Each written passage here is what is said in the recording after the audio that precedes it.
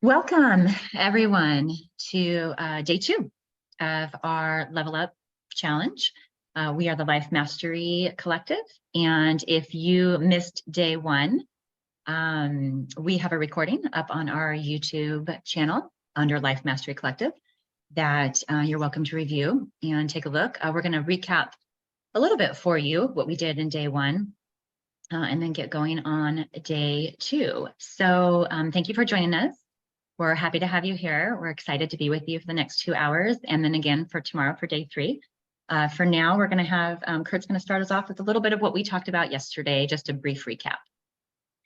Yeah, again, just a real summary of who we are. We're the Life Mastery Collective. We're a group of like-minded individuals, and we would like you to allow us to let our experience be your speed. We can help you avoid some of the detours and the pitfalls, and maybe show you a few shortcuts that are going to get you where you want to go a little bit quicker. Yesterday we talked about a lot about mindset, finding your why. We talked about some goals and things and how to set them. And one of the things that we want to be careful of, especially with mindset, is we talked about the difference between a growth-minded and a fixed-minded type mindset. And unfortunately, we're pretty much hardwired in a lot of ways to be to have a fixed mindset, to kind of stay inside the box. And even though those of us that are striving to be lifelong learners are working on the growth mindset constantly, it's real easy to slip back into it and get that fixed mindset, and you kind of put the blinders on and you don't see the forest for the trees.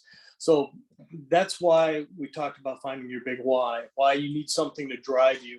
And it reminded me of kind of a story that really tells you how important a why is, because there's going to be times that when life gets tough, life gets difficult, you need something to keep you going forward. And that's going to be that deep-seated emotional need, that deep-seated why that you have. Why do you do what you do? And the example that I heard many years ago was, if I take a 2x4 and I put it on the ground and I say, if you walk across this 2x4, I'll give you $20. Most people say, sure, why not? They'll do that. Now, if I take that 2x4 and I put it on top of 2 6-foot ladders, I just wiped out at least 80% of the people. They're going to say, no, I'm not going to take a chance falling off that ladder for $20. But if I put it between, like 2 buildings, 800 feet in the air, you're going to look and say, there's no freaking way I'm walking across that 2x4. But if I put your child on the other end of it and that building's on fire, you don't care about the money. You're going to go across that 2x4 to get that child. Because to you, that child is everything. That means more than all the money and all the trappings in the world could ever mean to you. And that's your why. Find that baby that gives you that deep-seated burning draw to keep you moving on your path. You really need to figure out what that emotional why is for you. So with that, we'll let I think Andrea might have a couple comments on some of the other things we talked about, and then we'll just go ahead and prep and get ready to go. Andrea, do you have a couple things you want to share? Yeah. So yesterday we actually led the people who are with us through the big why exercise. And if you want to watch our day 1 video, I think Parisa asked if how do you find that big why? Our day 1 video, which is on our YouTube channel, walks you through that. And it's called a 7 levels deep exercise. That was a great exercise we did yesterday. And I think one of the other things we talked about yesterday was growth mindset versus the fixed mindset.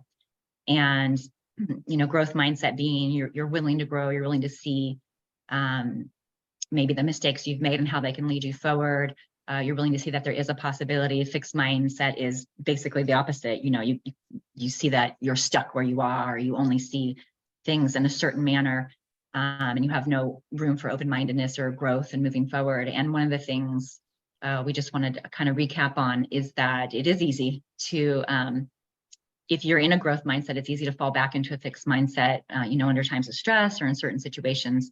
And that was one of the key things we talked about yesterday, was that it can be easy to fall back into a fixed mindset once you've reached your growth mindset, which, allows you to pursue your goals and to be motivated and to be positive and to keep moving forward. And when you encounter a wall or a stressful time, it's sometimes we don't realize that we slip back into that fixed mindset. I just can't do it. This isn't going to work, or whatever the case may be. And so we talked about that briefly in terms of, it's important to also be aware that sometimes we do slip back in, and you just need to pull yourself right back out, or have someone help you pull you back into the growth mindset. And then we also covered Smarty Pants goal setting. One of the other activities we did yesterday, which is in our YouTube video from day one, that was, a lot of goal setting gurus out there talk about SMART goals. And what we really have done is we've taken the SMART goal setting and we've expanded it. And we walked everybody through that yesterday in terms of how, expanding it into Smarty Pants goals, not just SMART goals. Smarty Pants, each letter standing for something. How that can up level your game in terms of goal setting and help you stay motivated, help you really reach your goal instead of just starting a goal and never finishing it. Kind of like, a lot of people do. We talked about New Year's, in New Year's, everybody sets their New Year's resolutions and 3 days later they're gone. 95% of them aren't doing them anymore. So we offer the Smarty Pants goal setting exercise to really help, help you level up your goal setting and help you stay motivated and really get there.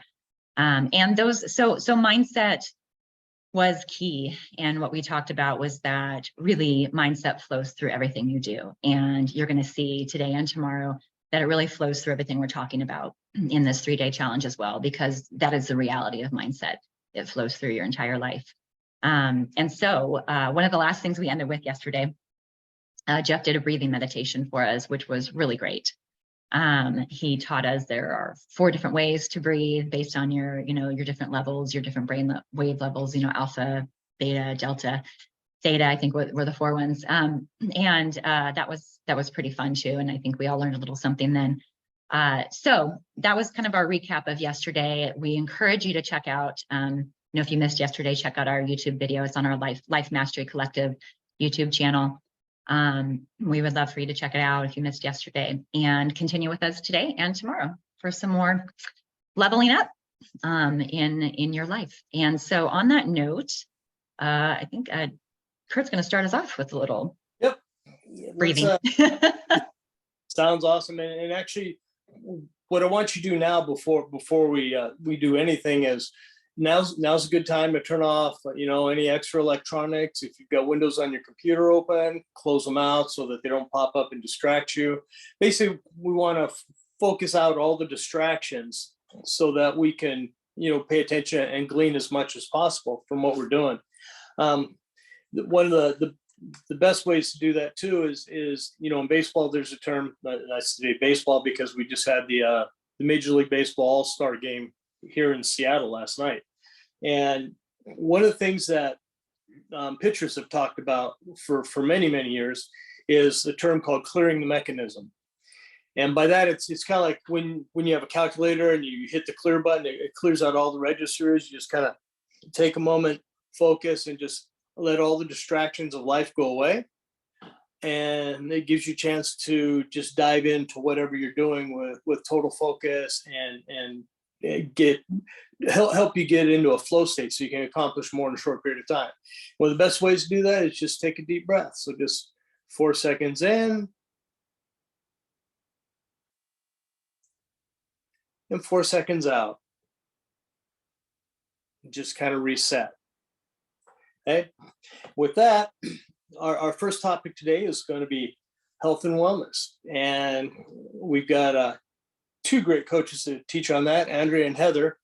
Andrea is a certified health coach who, through no fault of her own, had to spend 3 decades kind of triumphing over gluten and dairy allergies. So she has a deep understanding of how to take a holistic approach to that. And one of her passions is guiding others towards finding, sustainable, nourishing paths to healthier lifestyles and greater well-being.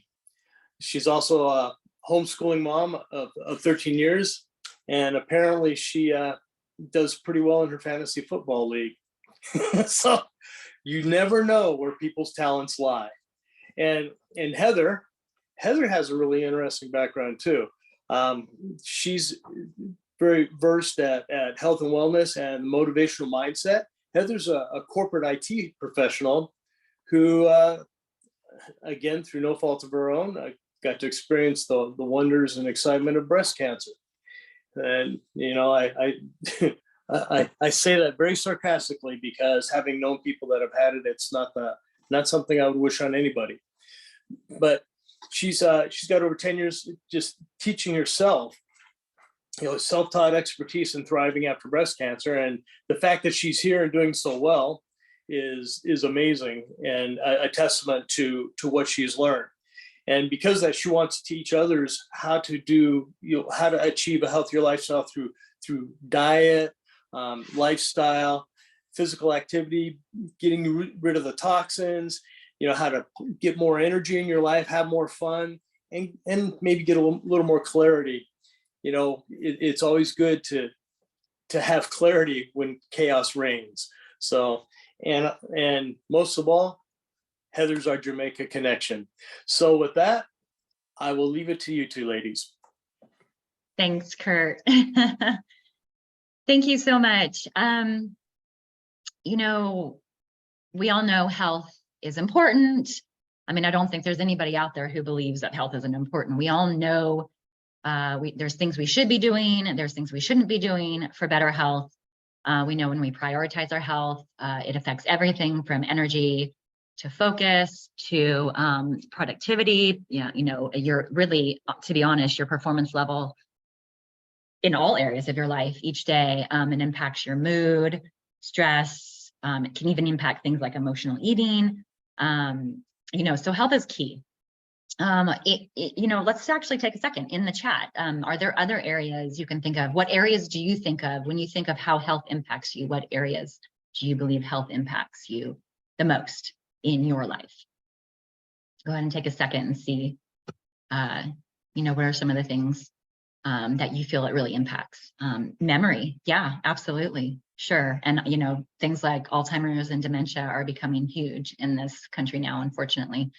That's a good one for sure. Endurance, thank you. Yeah, I see some popping up here. Yeah, lots of things. It affects everything, really. Yeah, vitality, that's a great one.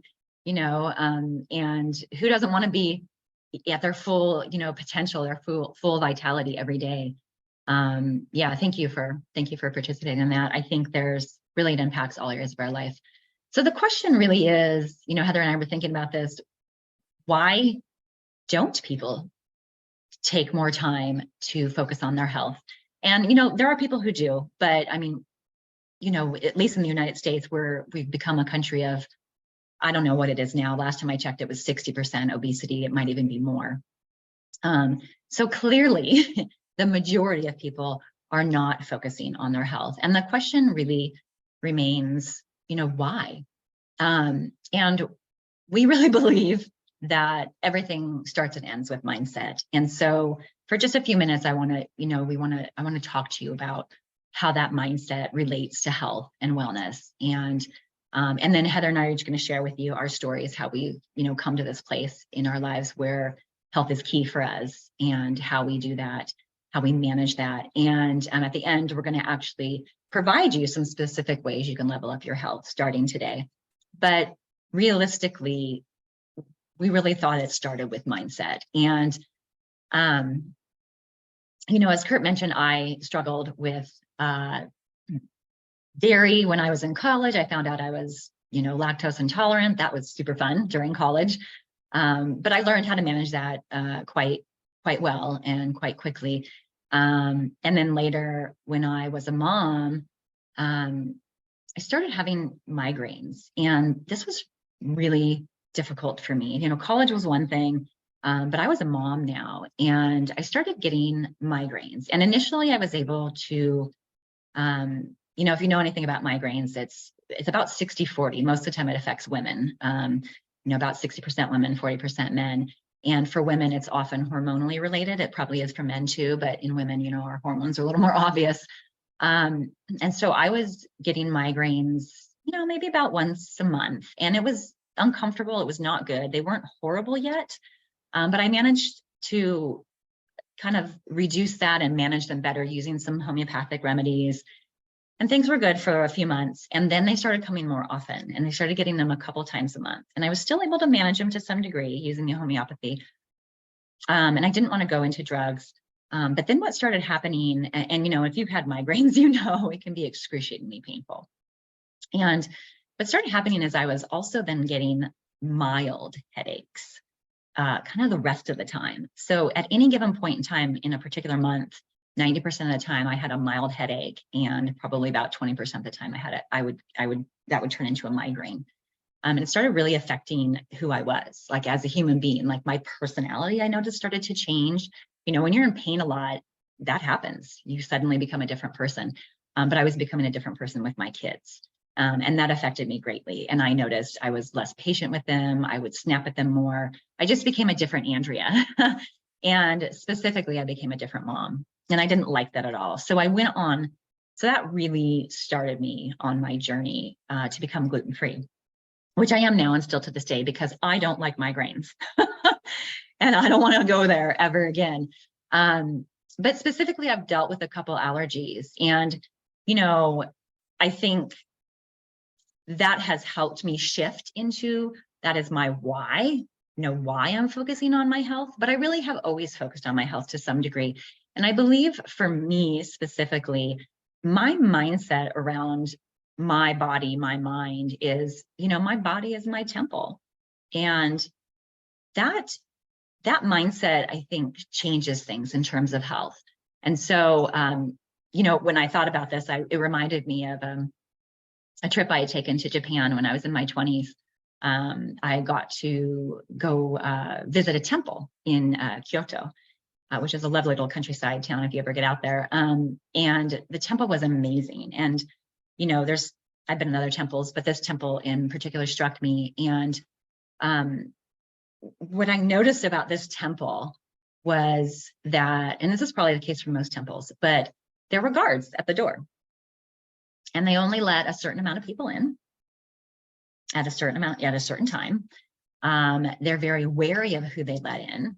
If someone walked up with a spray paint, can or a spray can in their hand, I don't think the guards are going to let them into the temple. And they're just monitoring what goes into that temple. And to me, that illustrates, to some degree, that's how I am with my body. I am the guard. My body is my temple. And, for me, my body and my mind are connected. And I am the guard at the door of my temple, and I am monitoring what I let in and how much I let in, how often I let it in. I am very mindful about what I'm eating and what I'm drinking. And the other thing I noticed is when I was actually inside the temple in Kyoto, is that I noticed how people were walking through the temple. They walked through slowly. They were very mindful. They were very conscious about how they were walking through this temple, what they were doing inside of the temple. They were walking slowly with intent, really purposeful, looking at what is inside the temple. And by the way, the temple itself was in excellent condition. Now, this temple was probably hundreds of years old, if not more, potentially, but it was in great condition. And, I think about that and I think, well, that's probably because there's guards at the door and there's guards inside, and they're making sure the people who are walking through slowly, that they're walking through certain paths, that they're not touching things they shouldn't be touching. They're not damaging things they shouldn't be, damaging. And the people themselves were respectful. They were calm, quiet, honoring the temple, honoring the environment of the temple. Again, not touching or harming things. So really, I tell you this because that is my mindset. My body is my temple.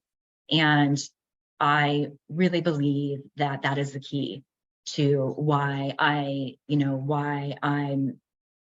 at my good body weight. I have a lot of energy. I have a lot of vitality.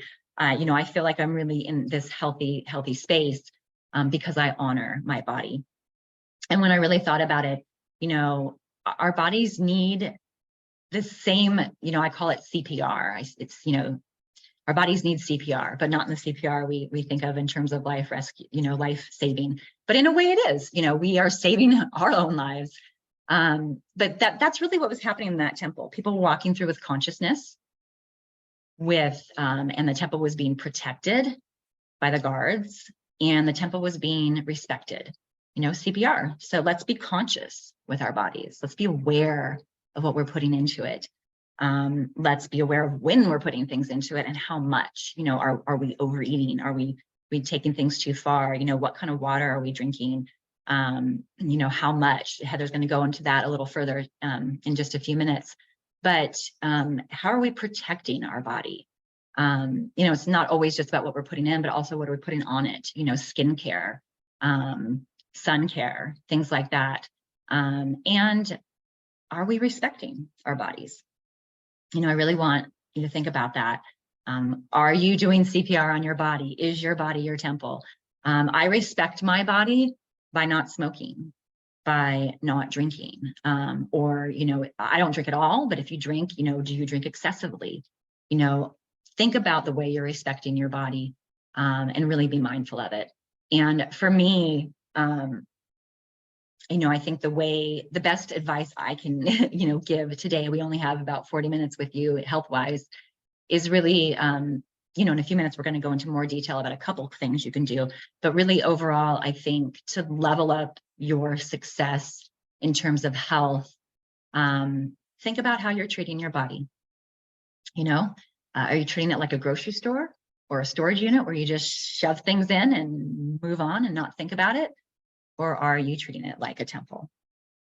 So remember, your body is a temple. Give it CPR, treat it well. And I think that if that mindset can be, honored and shifted if necessary, I think that can really make a huge difference in terms of leveling up.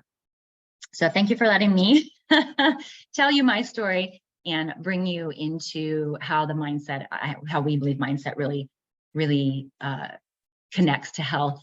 Heather's now going to tell you her story and her mindset, because we all have our different ways of doing things, but in the end, it's important to understand mindset. And Heather is going to share with us what her avenue is for that. Heather, do you want to take it away? Thank you, Andrea. And welcome everybody, and to this mastery bunch, as I call us. And thank you for that intro, Kurt. So, as Andrea outlined, we're focusing on health and wellness. But more specifically, if you get a chance to watch back yesterday, where we really zoned in on mindset, because as was highlighted before by both Kurt and Andrea, mindset is everything. So for me, as was told earlier, I had breast cancer. But when I think about it, was I always health conscious? And I would say yes. But then I asked myself another question. Did I always have a health and wellness mindset? And I would say no. So health conscious, yes. I think most of us are. We know that we shouldn't be doing, as Andrea had said earlier, we shouldn't be doing certain things, but sometimes we do the right thing, sometimes we don't, maybe most times we don't. So we tend to be health conscious sometimes. We should exercise, and sometimes we might walk, or sometimes we will just say, well, I can't bother to walk, I'll just drive. But when we have a health and wellness mindset, it's very different. Yes, we will slip back into that fixed mode sometimes, But because we generally have this health and wellness mindset, we will go back to the right mindset. So I think for me, my cancer story wasn't entirely a surprise, because other family members had breast cancer before me, and I saw them make changes, and I watched them make changes. They were close to me, so I was concerned for them as well. But I said to myself, they had cancer, so they need to make the changes. So I didn't make any changes. I didn't have cancer. They had it. So, but then when God gave me a tap on my shoulder, that's what I call it. And when I was diagnosed with breast cancer, I quickly realized that, okay, this wasn't just for them. This was for me too. I possibly should have made changes when they did. And possibly I wouldn't have gotten here. And I'd just like to add this little bit. It's a slight off just for cancer. A couple of us did the gene test, and the gene test didn't show that it was in our genes. So even though a couple of us in our family on the same side of my family had breast cancer, the gene test didn't show, even though you would think that it would be because of a gene in our family, and it could still quite possibly be a gene, but the dominant genes that were tested didn't show that it was through the family line. So even though they made changes and I didn't until I got cancer. So what happened after I got cancer? Okay, I quickly started to follow the things they did, just slavishly following it initially. So okay, they stopped processing their hair, they stopped eating meat, they did a couple of things. I'm saying, okay, check. I'm gonna just follow them as well. But as I started on that journey of following them, I began to say, okay, I need to research some things that are cancer reducing, the right foods. I need to get a little deeper. I needed to get more intentional, determined, persistent, and consistent in the way I nourished my entire body. I wanted to do it in the most natural way. If I can easily find organic, it would be organic. The most natural way. Any research that I could do, any things that I could prepare, if I could make my own hair shampoos, if I could, anything that would be more natural. If I could go to the market and get my grown provisions as opposed to preparing rice, anything that I could do to get myself in a more natural state, create healthy recipes.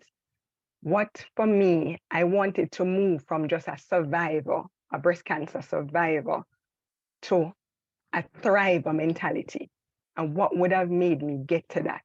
It would have been focusing on my diet, on my exercise, on rest, managing stress, just having a health and wellness mindset means looking at your entire being and how the changes you can make to ensure that entire being is operating optimally. So that's what I would say for you. No matter what your situation may be, mine may have been breast cancer, Andrea's may have been migraine, allergies. No matter what your situation is, if you develop a health and wellness mindset, and you start taking small steps, things will fall into place. And like she explained, we're going to come back again with some more pointed things that you could do right now to level up your health and wellness mindset. So over to you, Andrea. Thanks, Heather. I love that you research making your own shampoo. I just want to say I used to wash my hair with baking soda. And I used to condition my hair with apple cider vinegar, which was lovely. And it was all wonderful, except I smelled like vinegar a lot, which was strange. But so I commend you for researching making your own shampoo. And nowadays I've found a lot of good resources for really, really non-toxic shampoos. Not a ton, unfortunately, that are out there, but I have a few, so I don't have to carry baking soda with me wherever I go, which was a little strange when I went through the airports to have a baggie of baking soda. You can imagine what that might look like to somebody Yes. checking my bags. Anyway, thank you for that. So speaking of non-toxic shampoos, that is really the one thing I want to give you today. Heather and I could talk for 8 hours, probably 8 days about health. We only have a few minutes today, and we're going to tell you a little more later today about some of the other events we have coming up where we'll have more time to talk about this stuff. But since we have a short amount of time, Heather and I just wanted to leave you with a couple of, quick things that we think that aren't too difficult to do, but that could be really game changers, can really level up health for somebody if they're not doing that right now. And before we dive into those, I just want to give you a reminder, before you make any change, we are not doctors, before you make any changes to your health or your routine, you definitely want to speak to a doctor first, especially if you have any pre-existing conditions. So just remember, that's our disclaimer. I think you always have to say that, but it's always important to say as well. So I'm going to talk about toxicity for a few minutes, and then I'm going to talk to you a little bit about getting some sun, and then Heather's going to talk to you about a couple of things. So I want to talk about toxicity because it has become huge in this world, particularly in in America, United States, in this country for sure, which is where I live. And the thing about toxicity is it builds up over time. So, from anything from air quality where you live, eating conventional foods that may have pesticides. We just talked about shampoo, that can have toxic ingredients, skin products that can have toxic ingredients. Look, it comes from everywhere. Unfortunately, even your water can have toxic ingredients. And I don't want to scare you. I don't mean to tell you that to scare you. I just want to alert you that, as time has gone by, 100 years ago, it was different. There weren't as much toxic things in our environment. Things have changed. And so for me, I feel like toxicity is important to discuss because it is something you can do. You can detox. Detox is not that difficult to do on a daily basis in a mild form. And one last thing before I go into how you can detox and the easy ways to do it, the mild ways to do it, and how you can do it every day. I also want to tell you something that most people don't know. Toxins are stored in fat. And so the reason I say that, there's a couple reasons I say that. The first is that, again, we have become this society where there is a lot of extra weight on people, a lot of extra fat. And there can be many reasons why that happens. For some people, unfortunately, they may be on medications, and those medications may be causing weight gain. And that's not something that anybody can really do anything about at this point. But for most people, it has to do with, either the way they're treating their health, either the way they're eating, maybe lack of exercise. There's lots of reasons. But one of the reasons that we have fat, and specifically belly fat, and specifically visceral fat, that's a really deeper belly fat. It's things that can build up around your organs. Belly fat, you walk around today and you see belly fat is huge. It's everywhere, and most people have it. And I personally think part of that is because of the toxins. Toxins are stored in fat, and they are most definitely stored in belly fat. So, if you can help regulate how you can't always regulate how much toxins are coming in. You can to some degree, think about your cosmetics, think about your food, that kind of thing. But I mean, you can't always regulate the air you breathe when you walk outside. You may be able to regulate in your house, but you can't necessarily do it outside. So what I really wanted to talk to you about was how you can detox, because it's going to come in and we can control to some degree how it comes in, but we can also control, not letting it just stay there and sit within our bodies. So understand that it is stored in fat, and especially belly fat. And so if you look down and you've got belly fat, that could be one of the things that's going on. And detoxing on a regular basis could help relieve that. Now, you also could do, there's lots of, 7-day detoxes out there, or 30-day liver cleanses, or whatever they are. By all means, you could do that if you speak to your doctor, if you find something that works for you and that doesn't harm you in any way. But what I want to warn you about is if you detox quickly and very, very fast and release a lot of weight quickly, a lot of fat quickly, be aware that if your toxins are stored in your fat, which they are, you could actually feel worse for a little while. You're then releasing those toxins back into your body when you release your fat. So just be mindful that you could feel bad, and it could have some counter effects if you're releasing your toxins quickly and in a large way. It doesn't mean you can't do it that way. I just want to let you know that that's a possibility.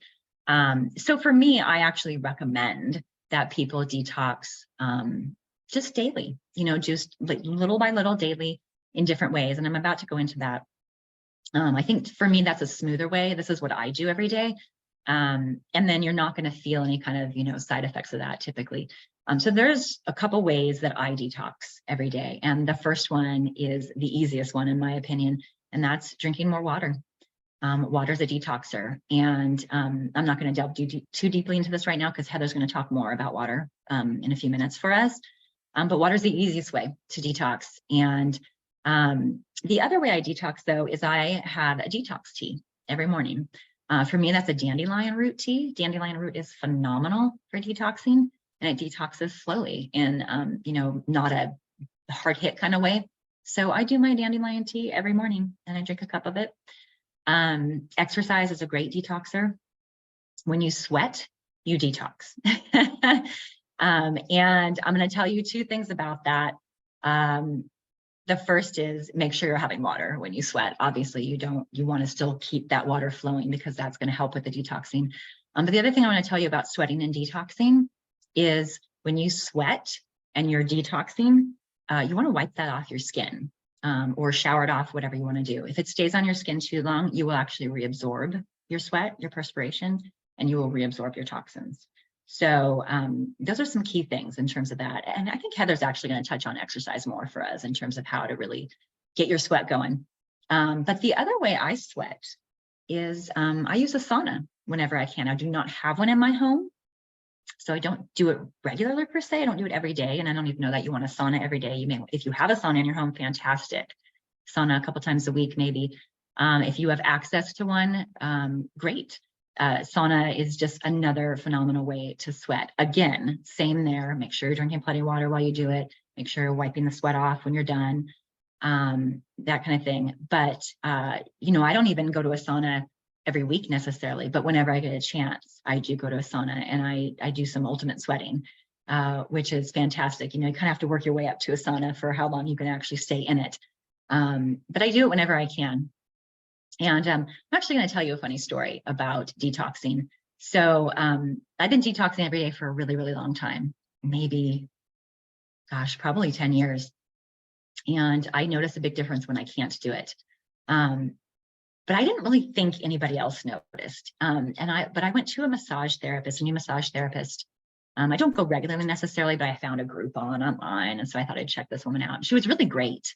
But I had to travel all the way in the city to get there. So I didn't go very often, but like the second or third time I saw her, she said something to me. She said, "Andrea, I have to tell you this. You have the softest skin I've ever felt." And I thought that was the strangest thing anyone has ever said to me. And I also thought it was interesting coming from a massage therapist, because she's a massage therapist. How many people does she, massage, and how many different people's skin does she touch in a day, in a week, in a year? And I thought it was interesting. And I said, "Oh, well, thank you."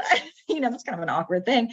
And she felt awkward too. She goes, "But I just wanted to tell you," she goes, "what do you do? Like, how do you use certain things on your skin? And I said, well, I don't use much. I said, but what I do use, I try to make sure it's, doesn't have a lot of ingredients. It doesn't have any,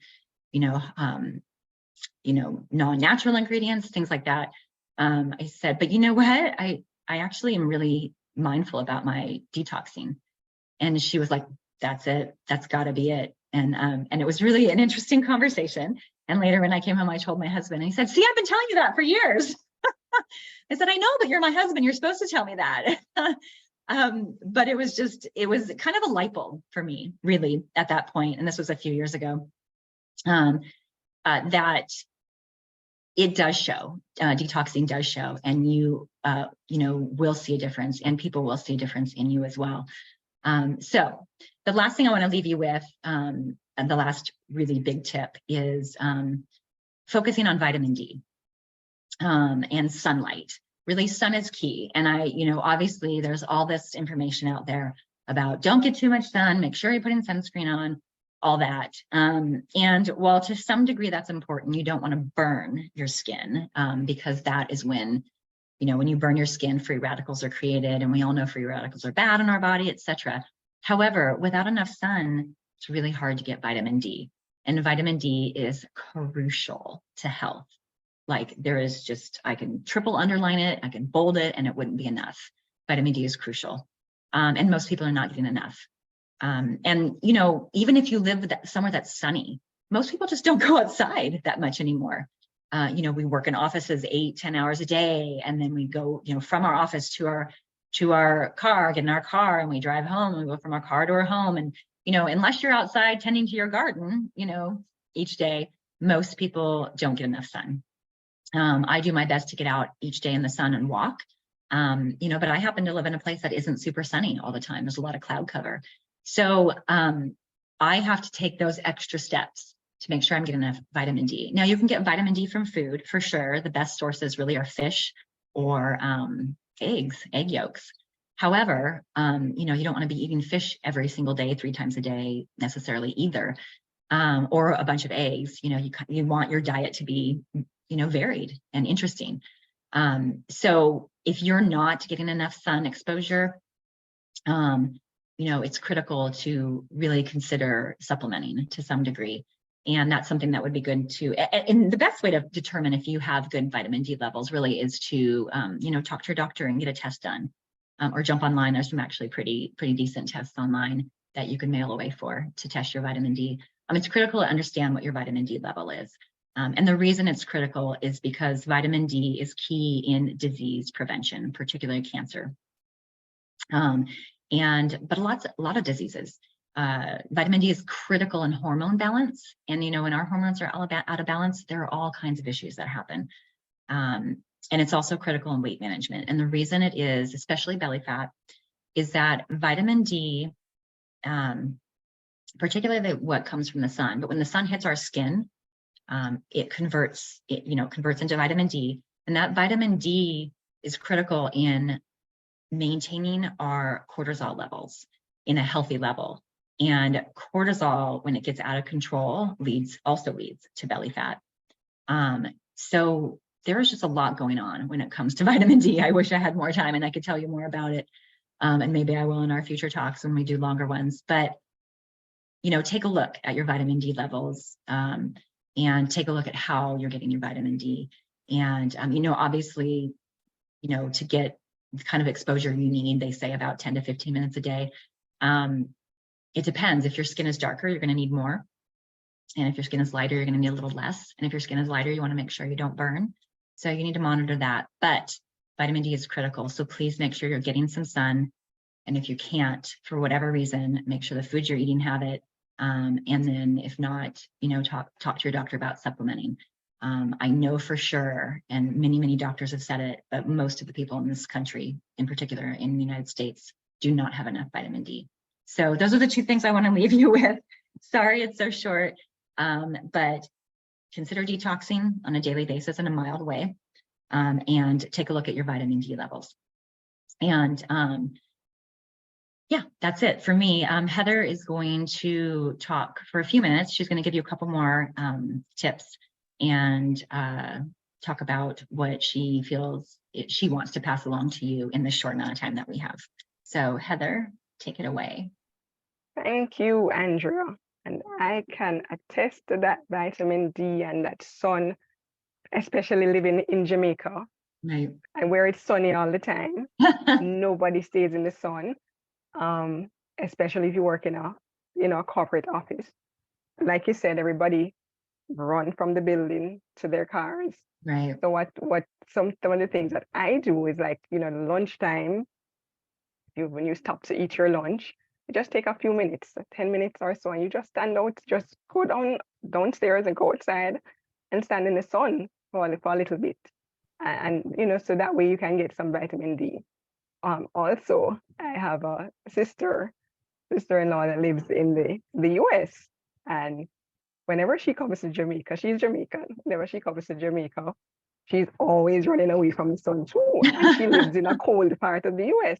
And I think about last year, she said, I did my blood work and I'm vitamin D deficient. So, and I'm like, I figured you would be because you always run from the sun. So that's just to underscore how important. And for me, it's super important because you said it helps against diseases and particularly cancer. So that's big. And we know how today cancer seems to be like it's almost becoming like the cold. Every second person has cancer, and we often wonder why. But I believe it's because we don't have a health and wellness mindset. So thank you for that. Thank you, Heather. So my two, I'm gonna give two. I'm gonna focus on diet and exercise a little more as my two things that you could do sort of right now to level up. But before I get into my diet, I'm going to ask you a question. Tell me your favorite, write in the chat, your favorite vegetable that it's your go-to vegetable. Just type it in the chat. Think about it. I'm going to continue talking, but think about your go-to vegetable. Whether you have it every day or you have it whenever you want to eat, you get that vegetable. Okay. So for me, one of the major finds that happened was I read from looking at cancer doctors and people specialize in cancer and stuff like that. The main takeaway was the needle mover of helping cancer is your diet. Some persons have actually fought cancer through diet, not through conventional medicine, chemo, radiation, surgeries. They fought cancer through dieting, particularly vegetables. So for me, I switched to a predominantly plant-based diet. I still do protein that I still do fish, but I switched to a plant-based diet. And what I try to do, so all my proteins and stuff, I supplement them. I find plant-based proteins, so legumes, peas, beans, things like that. And I find creative ways to prepare them. I prepare them in a meatball style. I prepare them in a stew. But the veggies that I found to be have the most cancer reducing properties were cruciferous vegetables. So, and that includes like your broccolis, your cabbages, your pak choys, stuff like that, have anti-cancer properties. So one way that I think that you can, if you don't have a health and wellness mindset, but you like vegetables, so like for some of the vegetables that you guys put in the chat, I'm just going to quickly look. Carrots, broccolis, right, cucumber, whatever it is that's your favorite vegetable. If you can just start by getting that vegetable on your plate every time you have dinner or at least one meal during the day, ensure that that vegetable is on your plate. And I guarantee you, if you start by doing that for every day, you will start to develop. So you start with the ones that you like, you focus on your strengths, the things that you like, and you just start with that one. Then you will slowly begin to realize that you can start introducing another one and putting it on every day. So it doesn't have to be overnight. A mindset sometimes doesn't come overnight. Sometimes it comes overnight for some persons. So, but it doesn't have to be overnight. It can be a gradual build up. Once you're growing, that's the most important thing. Once you're not sliding back to a fixed mindset. So just start with that one takeaway. I'll add something I picked up from what Andrea was saying, and I thought it important to share this. Now, 80% of all breast cancers, especially in women, are caused by the hormone estrogen. So she spoke a little bit about hormones earlier. And there are other types of breast cancer, but the predominant one is estrogen. And estrogen it gets elevated through many, many ways.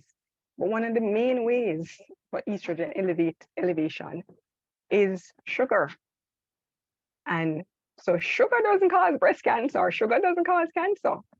But when you eat too much sugar, it causes fats, and a growth in fat produces estrogen. So sugar is a major contributor to breast cancer in an indirect way. And not just breast cancer, other cancers too, in an indirect way. So one of the other major things that I did was to reduce my sugar intake. So I'm very, very conscious, super conscious about the things that I drink. Primarily, it's water. Not that you can't drink sugary drinks, but what I find with sugar, it's very addictive. So once you start to intake things that are sugary, you want more sugar. So if you start to decrease your taste buds from sugar, then what will happen is that when you get something that's sugary, it will send up your antennas, and you want to stay away from it. So for me, I do a lot of water. And living in the tropics, we have a lot of coconut. So I do a lot of coconut water as well. But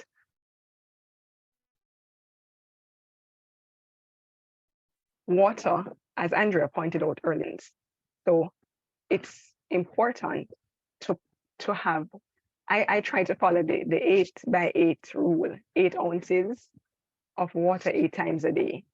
And I get containers with the water to help me to ensure that I get that water down. And one of the things you could also do to help you to get that water down is have a tracker.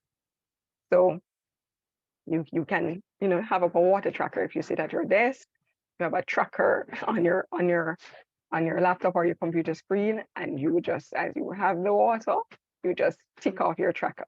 So that way you're getting in the required amount of water. You need to have a plan, a schedule that helps in ensuring that you get the amount of water that you need.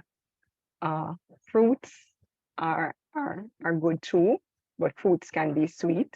But that sugar in fruits, it's a little better than the processed sugar.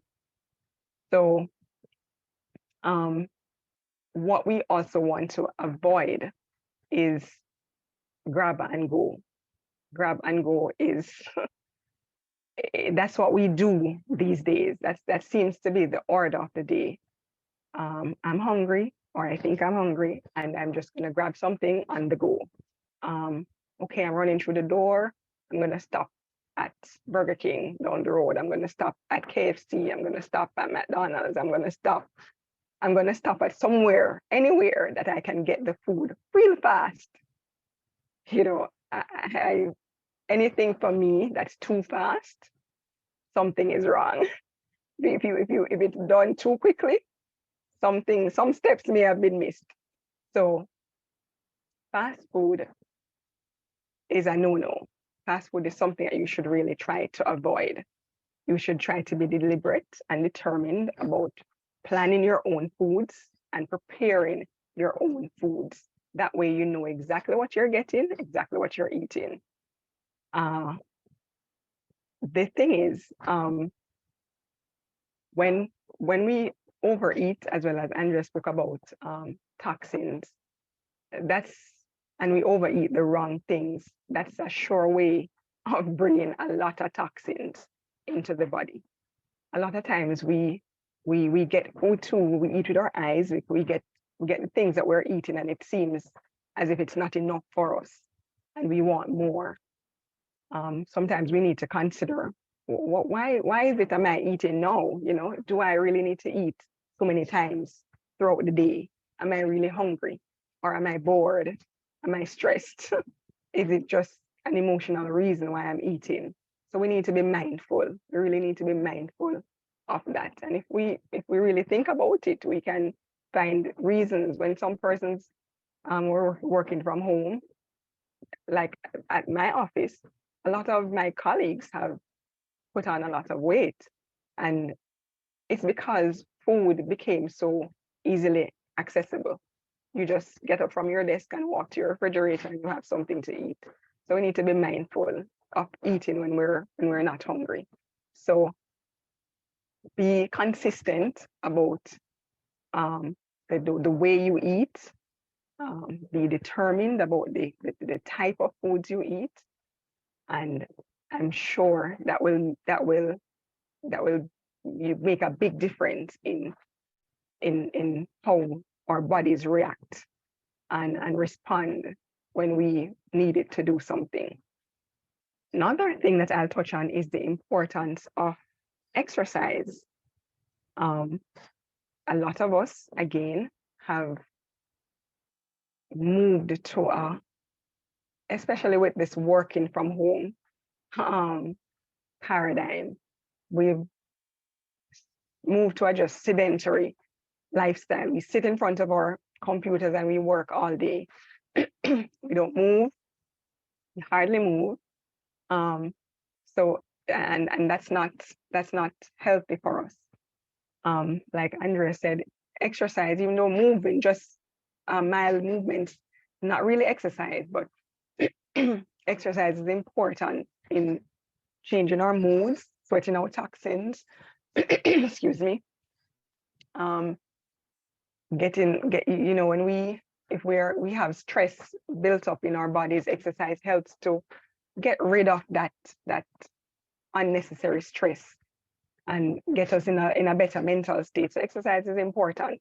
And even just general movements. Sometimes when I'm overwhelmed, I'll just get up and just start doing jumping jacks on the spot if I'm overwhelmed by work. And as silly as it sounds, as you start to do the jumping jacks, you start laughing, you realize it totally changed your mood, it totally changed your outlook, and then you can come back to working.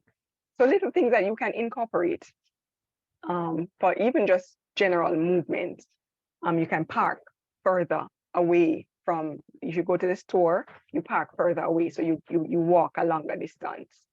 You get your groceries instead of having the person push them out for you. You carry your own bags out to your car yourself. You get some weightlifting in there. If you have stairs at home, you could do the stairs up and down a couple of times. These are all things that you can do to increase exercise and decrease the sedentary state that you may put your body in. So these are really some of the things that you can do to quickly get your get your mindset changed from not having from just being health conscious to having a health and wellness mindset.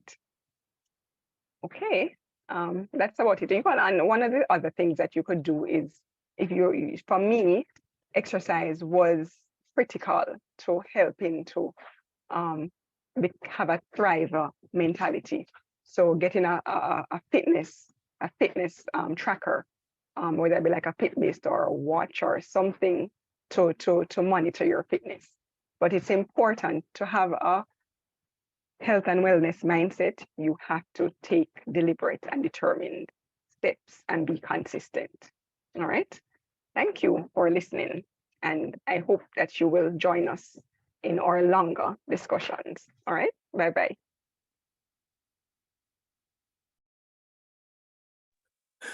Well, thank you much, Heather. Andrea, that was pretty awesome. And just so you know, I do have a tracker on my watch. I've had an infrared sauna for 20 years. You know, this doesn't all. You're on it, Kurt. Great. I've learned as I've entered my actually now 7th decade. I've made it through the first 6. I've learned that, you know, some people age gracefully, but the rest of us have to fight it tooth and nail. So, you know, you do what you got to do. So that was some really great stuff on health and wellness. And, you know, again, you notice there's a key theme here. It all kind of keeps coming back to mindset, because if you don't have the mindset, you're not going to stick with it, no matter what area of your life it is, whether it's, you know, physical, mental, spiritual, health. It doesn't matter. You need to be able to have that state of mind that keeps you going. And it's kind of interesting, you know, that it's even necessary to talk about health and wellness, because okay, I don't know about now, because being in my 60s, I don't understand, you know, when I turned 16, the first thing every 16-year-old kid wanted when I was young was to get driver's license, to be able to get a car and be independent. So, you know, that was the big rush. I guess now it's not as big a priority, but if at the age of 16, I got a car and I knew that was the only car I would ever have for the rest of my life, I could guarantee I would take care of it. It would never go more than 3,000 miles without an oil change. It would never see rain, even in Seattle. That thing would be washed every week. It would have a coat of wax every month. It would be garaged or under a tarp or something, because I would make sure that that car was just flawless, because it's the only one I'd ever get. And yet we only get one body, and how do we treat it? What kind of fuel do we put in? We put in high octane premium, or are we put in, you know, some kind of crap that's been watered down by the station that feeds it, so that you start having, you know, knocking and missing and not firing on all cylinders? It's pretty interesting how we'll treat our possessions better than we treat ourselves. And we only get one body. We only have one life. So, you know, that's kind of one of those things, you know, things that make you go, And before we run into the next segment, I just wanted to double check with Andrea. Was there anything else you wanted to add, or are we good? No, I think we're good. Thank you so much. I think a couple questions came up, but we think we'll talk about those at the end. Perfect. Yeah, Well, thank you. You're probably all wondering, you know, I've got a busy life. This is just crazy. You know, all this talk about health and wellness and take care of yourself and exercise and everything. But that's all good and well. But how do I fit all this stuff in? I mean, you know, I've got enough going on as it is. Well, it's amazing how we take a wrong approach and a wrong perspective to things so many times, but you're in luck, because the next topic is time management. And obviously, we're limited in the amount of time and depth that we can go into things. So, because there's all kinds of systems and things out there that you can do. So I'm just going to kind of touch on several things and go into a little bit of depth on a couple things, but not real deep. I just want to give you some quick hits so that you have things that you can apply to your life. But first, what I want to do is one of our other coaches, Sean Kipfer. He's an amazing person with a lot of knowledge. He's my fellow veteran on our crew, and he was a cryptologic linguist for the Air Force, and he's done a lot of things. He is the master of organization, and he's got some comments on time management as far as prioritization and using the Eisenhower matrix and stuff. And because he had some conflicts, he made a video, just a short video that we can play so he can explain a couple things real quick. We miss him, that he couldn't be here live, but we really appreciate that he took the time to put this out. So Andrew, if you could go ahead and roll that.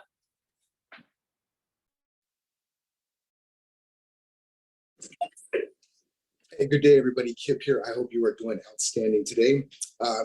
Today, I want to talk to you about time management, right? It's the most valuable resource we have. It's the only equitable resource we have. None of us know how much time we have in this life, and we all spend it the same way. It doesn't matter whether you were born today, 1,000 years ago, or 1,000 years in the future. A second is a second, a minute is a minute, an hour is an hour, and so on and so forth. And so one of the challenges that we deal with is how do we prioritize all the different things that we have to do? We want to be persistent, we got to stay the course, but things change so rapidly. We have to be able to be dynamic. We have to be able to flex, and we have shifting priorities. We need to be able to sit down day to day, week to week, month to month, and look at what's going on in our life and see what needs our attention and see where we need to spend our time now. And so today, I'm going to share my screen. I want to talk to you about the Eisenhower matrix. Go ahead and bring this up. The Eisenhower matrix was named after the ex-president Dwight D. Eisenhower. And the idea here is that you're going to look at all your lists, your goals, your projects, all your action items, and you're going to go through and you're going to write down all the different tasks that need to be done in it. And you're going to go through this process where you're going to identify and categorize them into 4 different quadrants. And those real quickly are important and urgent, important and not urgent, urgent and not important, and not important and not urgent. And you can give it your own naming convention. It can be priority A, B, C, D. Sometimes I've seen it as must do, should do, like to do, don't do. Whatever you decide for your naming convention, go for it, stick with it, and make it your own, and it'll help you move forward and stick with this process. And so let's go over what each of these categories are really quick and what kind of tasks would fall in it to help you out. So an important and urgent task is generally an emergency, right? My son, who's grown and out of the house now, got into an accident at work and fractured his leg earlier this week. Now, I don't have to, I didn't need to drop everything and go and help him because he's a grown man at this point. But if this was 25 years ago and the school called me, for example, and told me that this happened, well, that priority, go get my son and take him to the doctor or make sure he's okay, becomes an important and urgent task, and everything else gets pushed to the side. Now, one of the challenges in life is that most people tend to make a lot of their tasks important and urgent when they really aren't. And so that puts them in a state of distress, a state of anxiety. And so you want to be very conscious and conscientious about which tasks you assign as a must do, as important and urgent. Okay. The next priority level is task at priority B, right? The important and not urgent. Deb was talking about taking the time to meditate and self-care. I would make the argument that that is an important thing to do, but it's not necessarily urgent. Working out, for example, is important, but not necessarily urgent. Those kind of tasks, the should-dos, those are the sweet spot, right? That's if you can live your life in those areas where you're scheduling out those things in advance and you are systematically working on them because they are important, even though they're not urgent, you're going to flourish. You're going to have some growth in life, and you're going to really expand your identity and become more of a well-rounded person. The third priority C, right? The urgent but not important. those are generally other people's demands, right? The boss needs the TPS report, right? Your friend, your kid needs you to go to the store to pick up whatever he or she needs, not because it's important to you, but there is a sense of urgency to it. And if you can, this particular area, you try to delegate. If the boss says, hey, I have a TPS report that I need on my desk by the end of the day, if you are in a position of leadership or management and you have some assistants or subordinates or people who can do the work for you, they can do all that, compile it, you can review it and give it to them. So if you have those kind of tasks, always ask yourself, how can I automate this? How can I delegate these tasks so they aren't taking up so much of your time? And the last one is not important and not urgent. Of course, so for example, season 3, Ted Lasso just came out. I really want to watch that. I enjoy the show, but it's not important and it's not urgent. And so I can either eliminate it, say, hey, I'm not going to do it at all, or I can be conscientious of my time and say, you know what? Next weekend on Sunday, when that's my down day, I'm going to take the time and I'm going to set aside a few hours and binge watch a few episodes. There's nothing wrong with that. The idea here is there's inherently nothing wrong with any of these tasks in terms of their priority levels. The idea is that you just want to be aware of what they are so that you can make the decision on what you're going to focus and spend your time on. There's nothing more frustrating and more anxiety inducing than feeling like you're being pulled in a bunch of different directions and having all these opportunities fall off your plate, not because you chose to let them fall off your plate, because quite frankly, we all have lists that are so long, we all need to recognize we're never going to get everything on our list done. And so we have to be very targeted. We have to be smart about what we're going to work on next. All right. And so here's this PDF here. And what you can do is you can print it out. You can, do it digitally, but you're going to write down a list of everything that you have to do today or tomorrow or this week. And one by one, ask yourself, hey, is this important and is it urgent? Is this important and not urgent? And depending on what the answer is, put it in these lists. And then what you're going to do, the important urgent stuff, knock that out right away. The important and not urgent, go to your calendar and schedule some time. If working out is one of the things that you need to be doing, go into your calendar and say, hey, from 7 to 8, I'm going to commit a time block to working out. And the reason why you do this is so that when you get to those priorities C, right, those the urgent but not important, you have the ability to reference your calendar and say, listen, I'd love to do that, but I can't during this time. I already have an appointment. They don't need to know what that appointment's for, but you've already committed time to yourself and to being able to allow yourself to grow and do those things that are important to you. And you can fend off some of the other demands that are coming at you. And then again, and then priority, go through that whole process, write it down on this list. And if you follow that, I'm telling you, you're going to instantly see some anxiety level dissipate. You're going to feel much more confident in terms of how you're operating your life. And when people question why you do what you do, you actually can fall back and say, listen, I think about these things in advance. I schedule it. This is why I do it. And most people will respect that. All right. So here is an example. You'll see working out, complete a Spanish lesson, create this Eisenhower matrix. They're all super important, not necessarily urgent.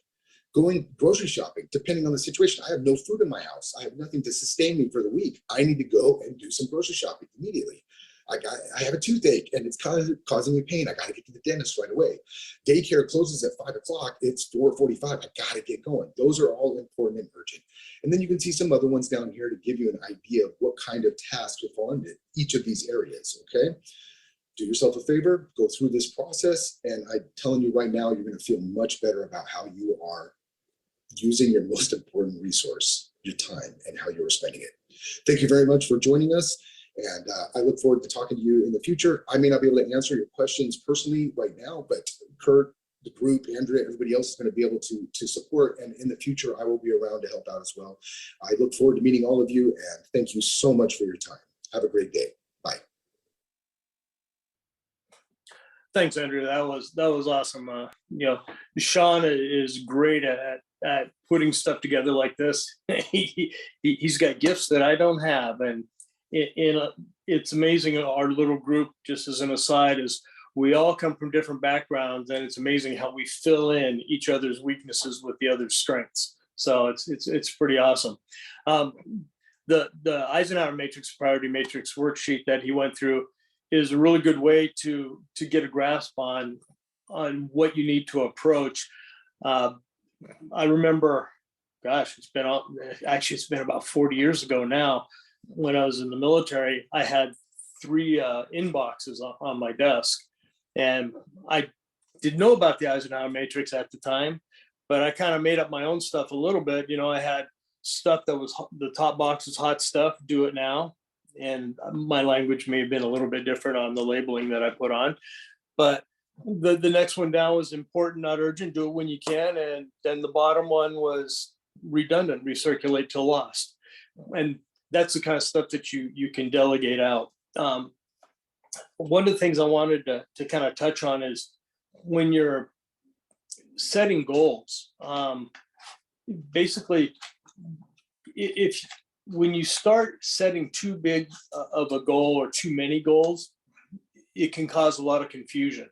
So one of the things that I've heard recommended, I've done some work with setting with Darren Hardy and stuff, and in different areas as far as productivity.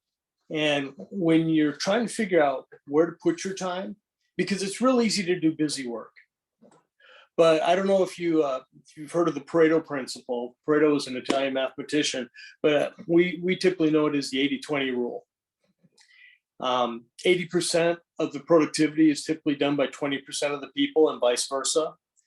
And also 80% of the stuff that you do is busy work. It only produces 20% of the results. So if you can focus on that 20% that gives you the 80% result, basically giving you the biggest bang for the buck, you're going to end up doing a lot more and wasting a lot less time. And at the end of this, I'll teach you the power of no. That's probably one of the most important time management philosophies I've learned. We'll get to that in a few minutes. If you have like a big health goal, yesterday, if you went through the 7 levels, the example we used was to lose 40 pounds. Okay, that might be your big goal for there. Well, then you can break down the things that will get me there. If you have a big say finance goal, I want to earn $1 million, whatever it is, whatever your goal is, that would be your one goal for the year. You have something relationship wise or spiritually, you would have one goal. And then when you're making up your schedule, because we're going to talk about something called time blocking. And when you're making up your schedule, you want to pick the things that are going to get you to that goal. One of the things that I was always taught was when you're trying to decide to do something or not to do something, to put it in your schedule, you ask yourself, is what I'm about to do going to get me closer or farther from my goal, or have no impact 2 to 5 years down the road?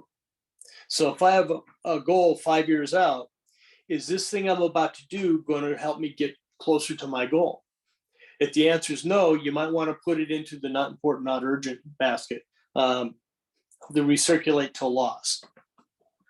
The things that you want to look on are, is this going to get me towards my goal? And that's what you want to focus on. There's a really good book called The Compound Effect, and what it talks about the little things you do daily, day in and day out, that are easy to do, easy not to do.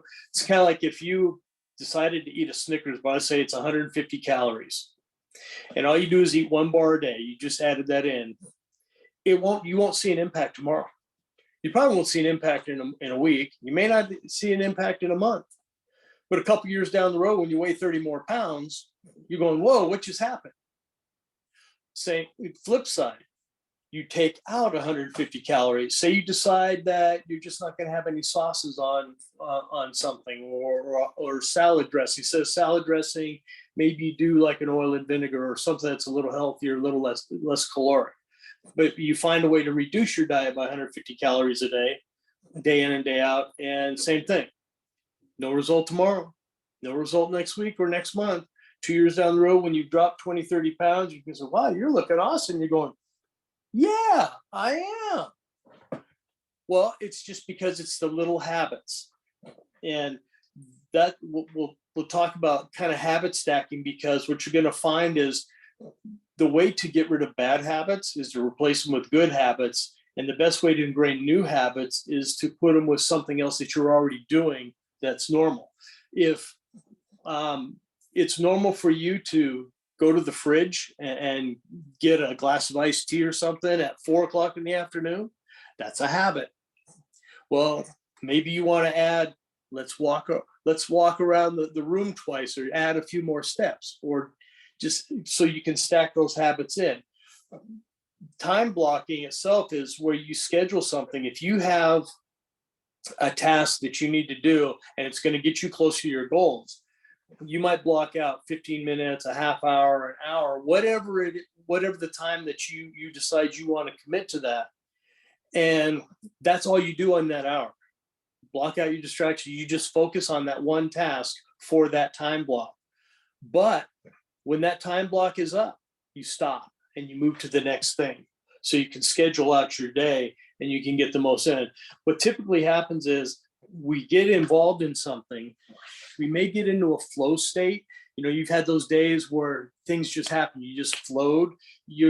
Everything came natural. It's just working and you're just getting all kinds of stuff done. It's like, man, this is so easy today. And then you get an interruption. And it's like, what? And now you've got to come back and try and get back into that state. They found that we're typically interrupted about every 2 to 3 minutes because an email pops up, someone comes and knocks on the door, hey, you got a minute, which turns into 45, whatever it is. But it takes the human brain, it's almost 26 minutes to get back into a flow state. So if you have an interruption, they just wipe out your productivity for the next half hour before you can get back to where you were before the interruption. That's why when you do stuff, I'm going to combine time blocking with minimizing distractions. If you have a task, I call them focus sessions. Darren Hardy calls them jam sessions. If you really want to get more done in less time, I would advocate that you find a time like Monday, Tuesday, early part of the week, and block out 60 to 90 minutes. And I say 60 to 90 because most people can't focus more than about an hour and a half. And whatever it is for you, you might only be able to dedicate 30 minutes. But if you can just block out that time where you cut out all the distractions, no noise. I know you think you work better with music, but actually just have quiet where you can just dive in deep and drill down into what you're doing. You know, you look, if you have kids, you let the kids know, stay away. For this 1 hour, no knocking on the door. If you got animals outside in another room, whatever, for this 1 hour, nothing. I want nothing. Turn off your email and stuff, because you're going to focus on this one thing, and that's all you're going to focus on. Okay. When I was, I spent years in martial arts. When you're going to break a board or do something, trust me, you're not thinking about, wow, that the carpet over there by the wall, it's really a little bit different, or I really like the color of the ceiling fan. You're focused on that board. Your whole world for that brief second in time, that you being present in that moment in time, is that 2-inch square that you're going to put your mind through, because that's what it is. When you throw your mind through it, the body follows. And people wouldn't believe how easy it is to break a board anyway when you actually get there. But so focus on doing the things that give you the biggest bang for the buck, and get rid of the fluff. Minimize the distraction. The distraction, like I said, turn off the electronics, animals, people. Just, you want to be able to focus in. And what's going to happen when you have those focus sessions, you'll get more done the first couple days of the week. You'll have more done by Wednesday in most of the time than any of your peers will by the end of the week.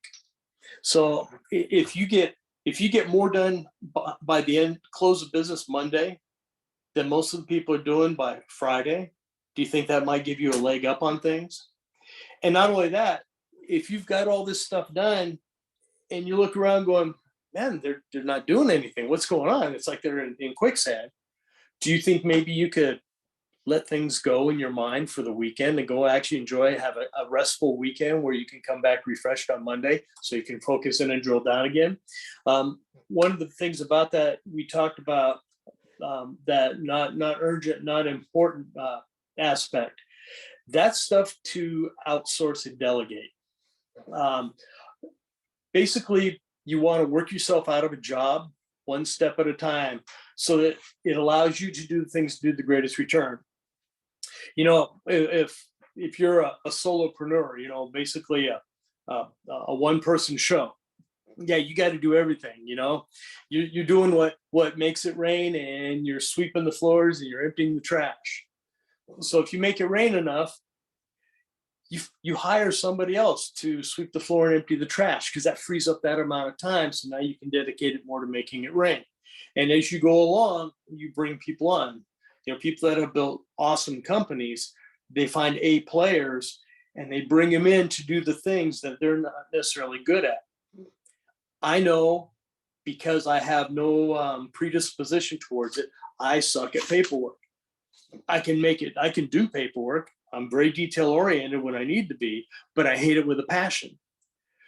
And one of the worst to me is taxes. So I pay an accountant many hundreds of dollars to tell me how much to send to the IRS. But the thing is, I go in, I spend a half hour with him because I know the numbers I got to bring him.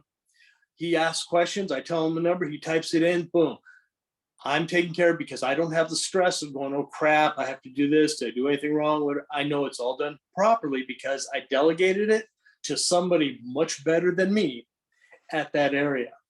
That's what I talked about earlier about being able to fill in other people's weaknesses. Where I'm strong, I can fill in other people's gaps, and where they're strong, they fill in my gaps. And that's why this team is so effective, because we all have different backgrounds and different areas of expertise, and coming together, I think we have a pretty decent knowledge base to draw on. Looking at processes and systems, basically what that is you find things, they say that small businesses and jobs deal with things. If you're working for somebody else, you got to do it their way. It's whatever their process or system is. If you're a solopreneur, then you're the guy or the gal. If you're like, say you're a dentist, if you're not there, nothing happens. So you have to do everything. But big businesses, we're talking, 500 employees or more, $1 million in sales, they tend to have systems in place. Because if you're the person everything's dependent on, like a doctor or a dentist, and you can't go to work, how's the income happen? But when you build a bigger system, something bigger, where you have systems in place and you can pull people out and plug them in where it's easy to train, because here's how we do this. Henry Ford was great at that with the assembly line. Everybody had their little area. They had their little 2-foot area on the conveyor, and I put this bolt and this nut together through this part. And that's what I do day in and day out, day in and day out. I know it can be pretty redundant, not for me, but the point is, he found a way to get people, it was easy and quick to train them to do their little area, so that there wasn't a lot of flaw. There's not a whole lot of creativity. It's like, well, I decided I wanted the fender this color today. But yeah, he had a saying, you can have any color you want as long as it's black. And actually the reason he did is because he found out it dried faster, and it actually shaved off a few minutes of the assembly line.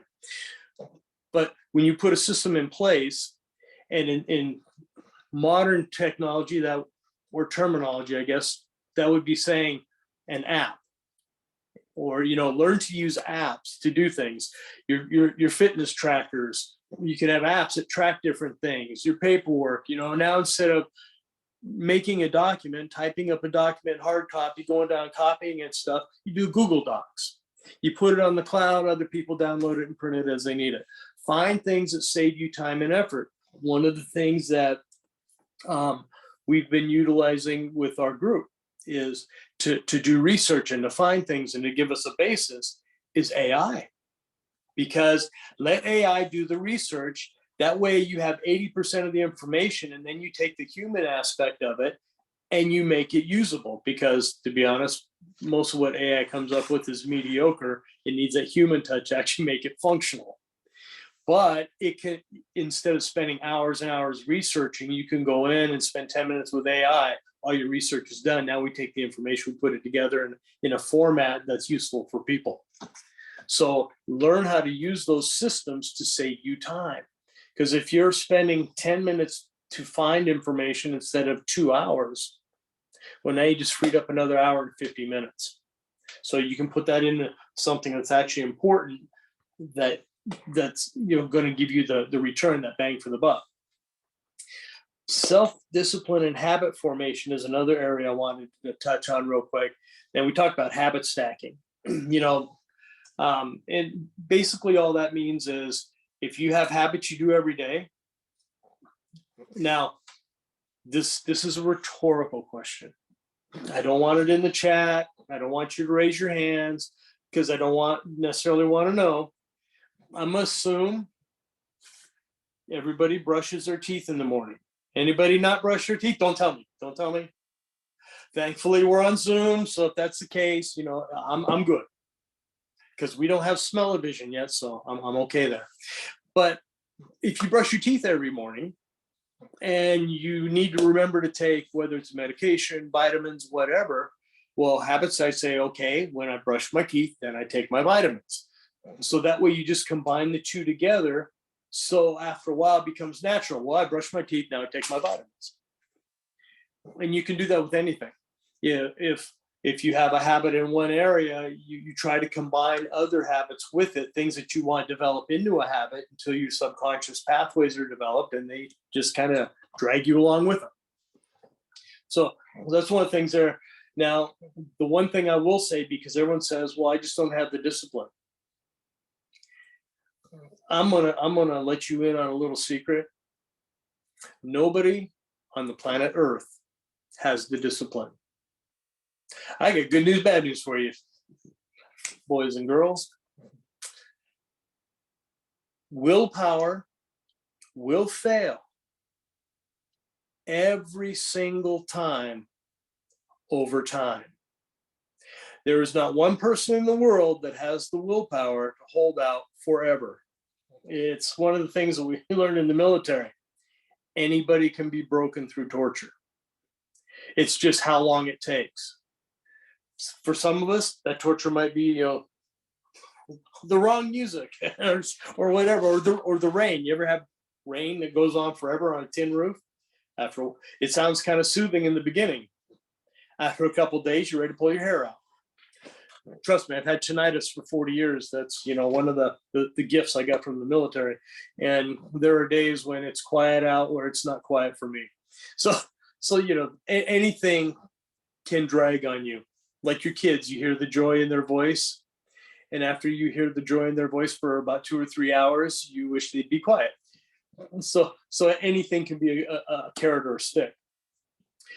But willpower is kind of like any kind of electronic device. Your cell phone, your tablet, your laptop, whatever. When it's all charged up, it can do anything. You can go out and, hey, I can get all this done. I'm good, I'm strong. But when that battery starts running low and it says low, close functions, whatever now, well, then the willpower starts to wane. Have you ever noticed, if you're really trying to watch your diet, how in the morning you see a donut on the counter, you say, that looks good, but I'm good, I don't need it, I'm out of here, because you're fresh, you're full, you're satiated. I'm good, I don't need that donut. You've had a long day, your tail is dragging, you have to pick it up a couple times to get it over the steps into the house. You come in, you're all fatigued out, all you want to sit in front of the TV and veg, and you see that donut on the counter and you think, I deserve that donut. After the day I've had, I should eat that donut. Okay, what just happened? Because there is no intrinsic difference in that donut other than it may be just a little bit staler. But you nuke it for about 11 seconds and that kind of it fluffs it up a little. But your willpower, because it's been attacked by so many other things, is pretty much ebbed. It's at the bottom of the pit because your battery has been drained by everything else in life. So one of the things that I would tell you is because we're all different, we all have different circadian rhythms and stuff. Find out when you're good at different things. Some people, it's better to work out in the morning. Some people it's better to work out in the evening. Some people are their most creative in the morning, others in the evening or the very early morning. Like I come alive after midnight, which really sucks because at 1:30 in the morning when I'm doing stuff, knowing, oh, I got to get up at 7, that kind of bites. But find out when you're the strongest in different areas and learn to schedule those things for those areas so you can get the most done. Because one of the worst things you can do is be working on something while you're thinking about something farther away. It's the whole double-minded approach. And this is typical with a lot of high achievers, where when they're working, they're always thinking, I should be spending more time with my family. I should have more quality time. I need to take a vacation with them so I can relax. So you're not really focused on the business. And then you go on vacation with the family, and your whole time you're sitting on the beach going, man, I wonder how the business is going. I need to check in and make sure everything's okay. Learn to do what you need to do. Again, this going back to time blocking. When that time block is up, you turn the switch off and you move to the next thing. Learn how to do your task, accomplish your goal, so that when you're done with it, you can move to the next thing, knowing that this is taken care of. I've done what I need to do for today, and I can move on to this. I don't have to think about that. I don't have to worry about it because it's all in a rhythm. And that's also where you're going to need to look at stuff. Sean really pointed out well about the whole urgent, non-urgent, important, non-important. There are things that are urgent that are not important. Those, delegate or just take off your list. There are things that are important that are not urgent. You can, you need to get it done, but doesn't have to be done today. Those you need to actually put in your planner so you know when to get to them. It's because once it's scheduled, you can look at it and say, well, I don't have to think about that because it's already in my schedule. I'm getting to that Thursday or whenever. So that takes it out of your mind. It no longer takes up real estate without paying rent. Okay. But then there's the urgent and the important. And those things can happen at any time. How many of you have been in the middle of something, and like Sean says, your kid gets hurt. He had an issue with his son, or if you have a child that, all of a sudden comes in with a broken leg, dragging it behind him saying, mommy, my leg's broken. Well, are you going to say, well, I appreciate that, son, but right now mommy's busy. I have to get this finished. Or are you going to say, well, never mind what you'd say, but you just grab them and go to the emergency room, right? Because it became an urgent and important. So those are the things that you have to take care of. But by scheduling things, by blocking stuff out so that it's already put into the future, you don't have to worry about, well, now I'm going to have to stack all this stuff up. It's going to snowball. And now I'm going to finish with probably one of the most important lessons that I have learned as far as time management. And it's what I like to call the power of no. A very wise man told me, he was probably one of my closest mentors' dad. And I met him, I met Dave 40 years ago. He passed away about 12 years ago of cancer. He lived an amazing life, was a brilliant businessman in Montana and stuff. But what he taught his sons, and consequently what one of them taught me, is the power of no. He said, your schedule's not about saying yes to more things and being able to fit them in. The most important thing you will learn is how to say no to the things that are not important to you. Richard Branson, amazing. Darren Hardy related a story about, it was a big event, big live event. I think it was real estate, but they were trying to get Richard Branson to be a keynote speaker. Said, we'll offer him $100,000. They call up, his secretary said no. And so, they've already started talking to the people, getting people excited about the possibility of having Richard Branson speak. And so they offered $250,000. The secretary said no. excuse me, I'm assuming secretary, I'll say personal assistant. I'm not sure what her title was. I knew it was a woman, but they upped it to $500,000. She told them no. They said, we'll pay him $1 million, because now it's becoming an ego thing, a point of pride and stuff. So we'll pay him $1 million. She told him no. And they called it back and said, whatever his fee is, we will pay it. And she told them no, because what Richard Branson does is he never works on more than 3 things at one time. That 3 projects.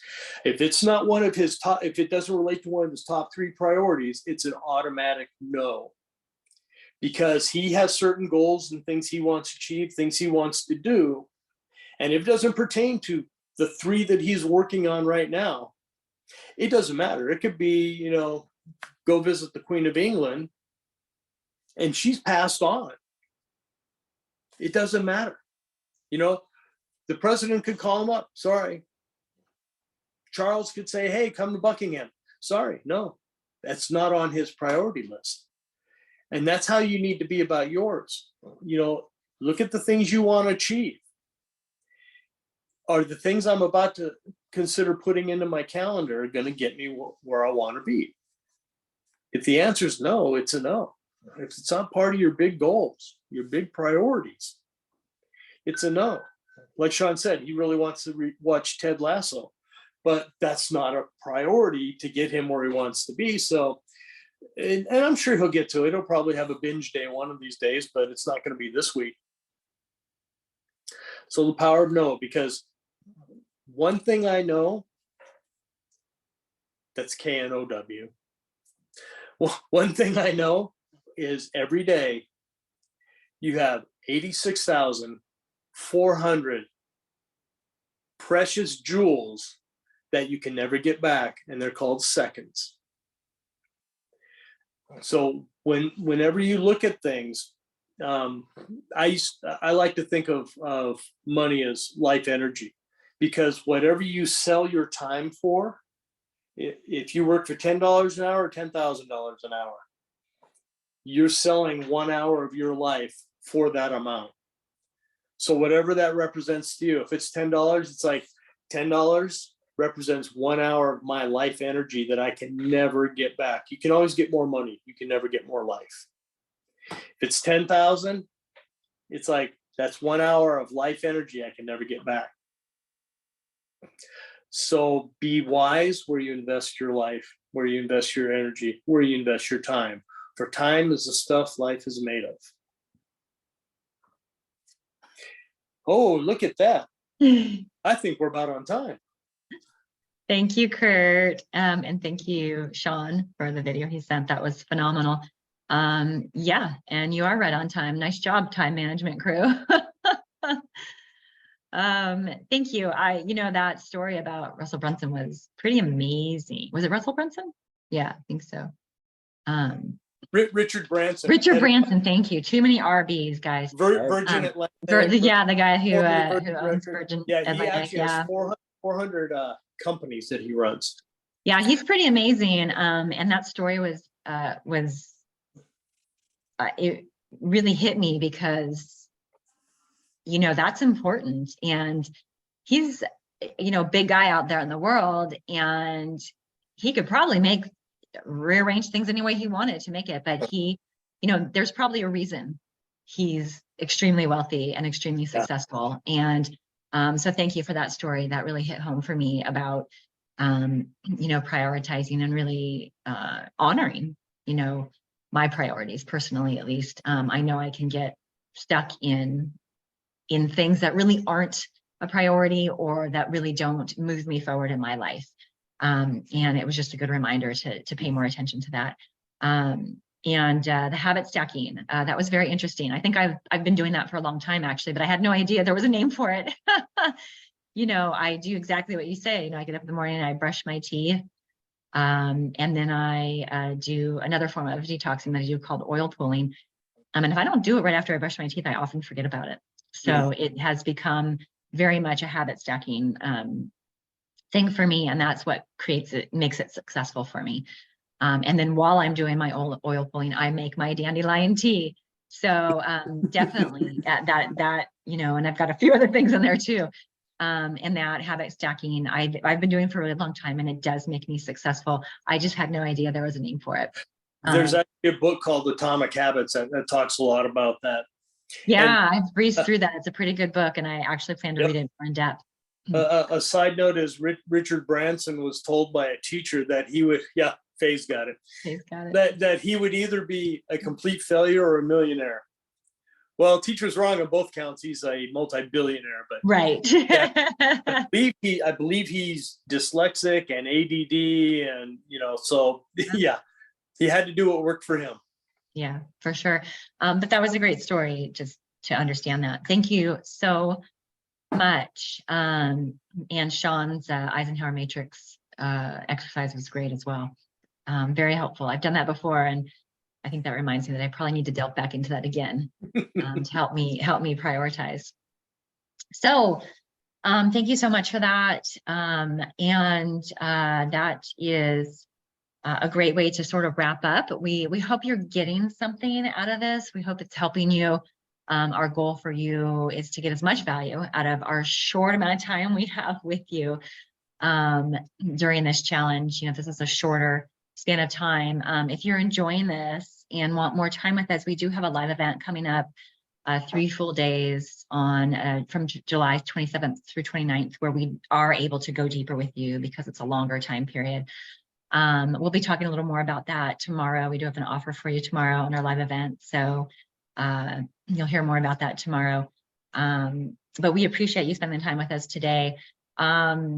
We have a few minutes for Q&A, and I know a few questions did come up.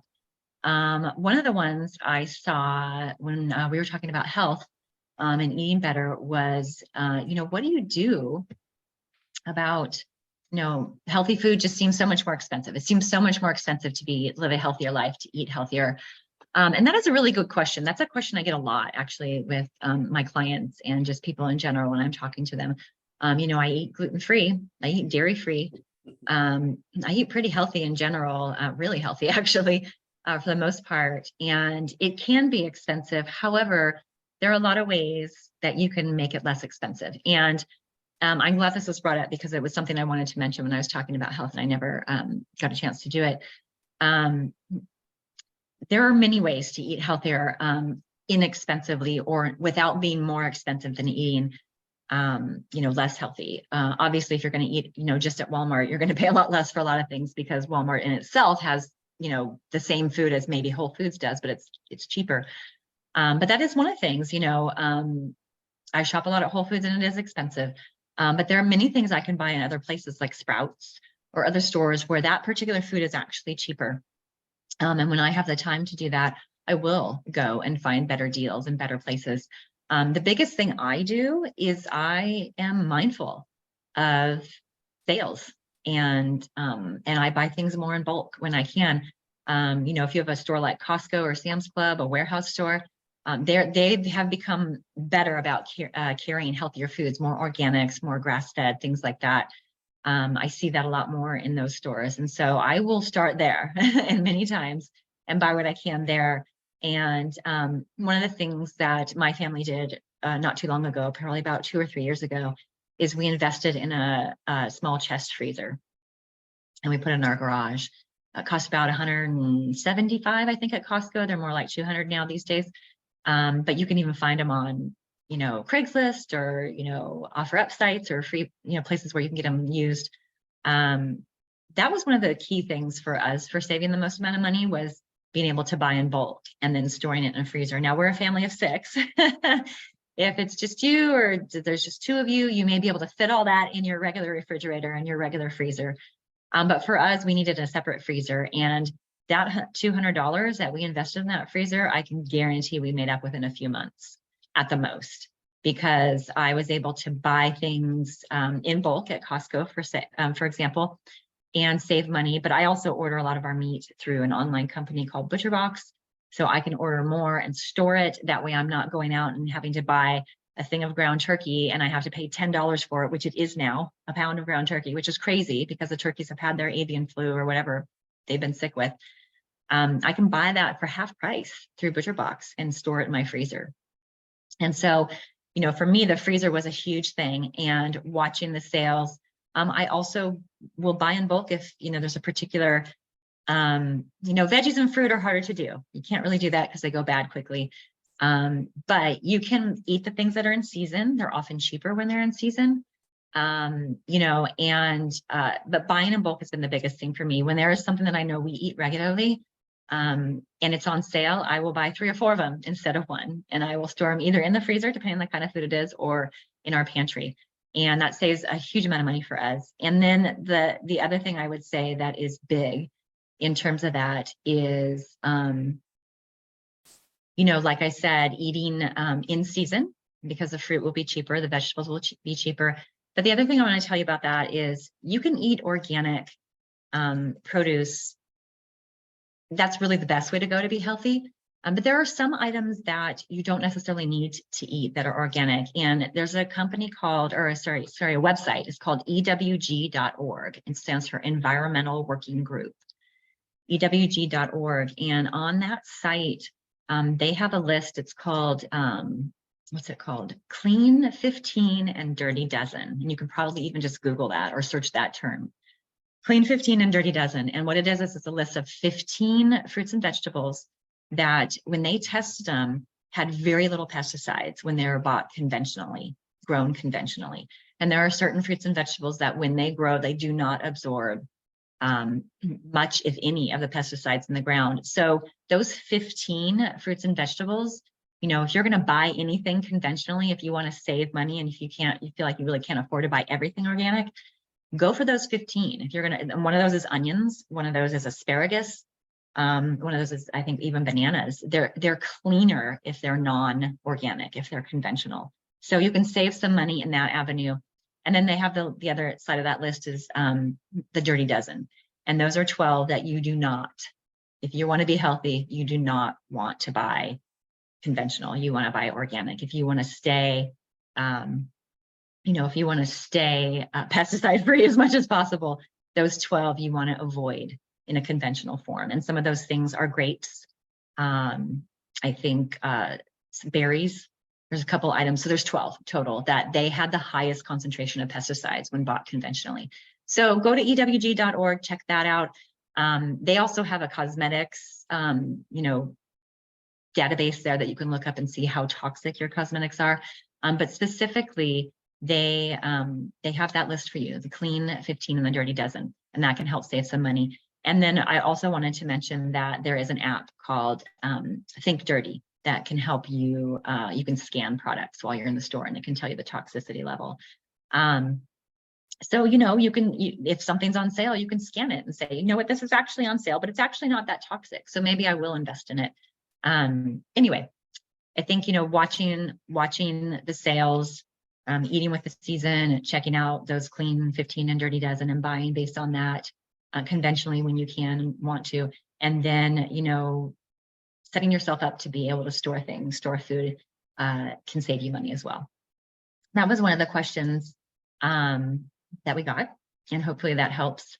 There was another one about, what about a hot tub? We talked about saunas. Saunas, one way to detox.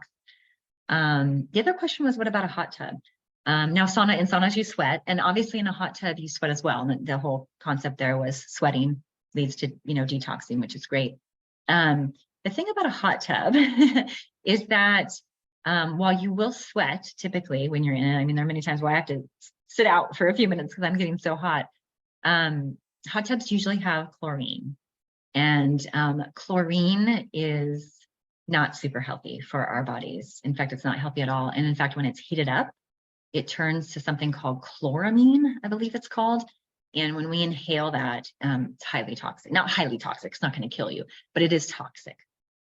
So what I would say about that is, while hot tubs are great for relaxing, unless you have a saline version of a hot tub, it's not going to really be a detoxer. Might be good to relax, which is, you know, might be good mentally and all that. but it's not really going to be a detoxer. And unfortunately, if you do it a lot, it might actually add some toxicity, because our skin is the biggest organ in our body and absorbs so much through our skin. So, you know, in a chlorine hot tub, you're going to be absorbing some of that chlorine. And now, not a big deal if you do it once in a while. That's just part, you know, you're going to detox that in part of your detoxing routine, and it's not a big deal. But just know that it's not going to be a detoxer for you. A hot tub is not going to be. And if you have a saline version, great. If you have a saline pool, great. All of those things, you know, if you have a saline version versus or salt version versus a chlorine version, that's better, obviously. But no, a hot tub is not going to be a detoxer for you. It's not going to be horrible. If you do it daily, just, you know, you might want to be more mindful about your detox routine to help get that chlorine out. But yeah, so hopefully that answered that question. I don't know if we saw anything else. Oh, it looks like someone mentioned Yuka, Y-U-K-A is a good app. Awesome. Thank you for that. I'll have to check that out. Any other, I don't think there were any other questions unless anybody else had anything. Anybody else want to jump in with any last minute? Otherwise, we may just wrap it up. Kurt, did you have anything else? No, that was pretty much it for me. Although when I had a hot tub years ago, we used a different product. It was Aqua Spa. That was actually peroxide based. Oh, okay. So Great. it was, so that way instead of chlorine gas, it was basically H2O2. So it was, Awesome. it actually left the skin feeling a lot softer. You didn't have that itchy feeling afterwards. Yeah. So does any kind of a like salt-based pool, or and I do get the itchy thing afterwards if I'm in a hot tub for too long that's chlorinated. Can you drop the what is the name of that product you were using?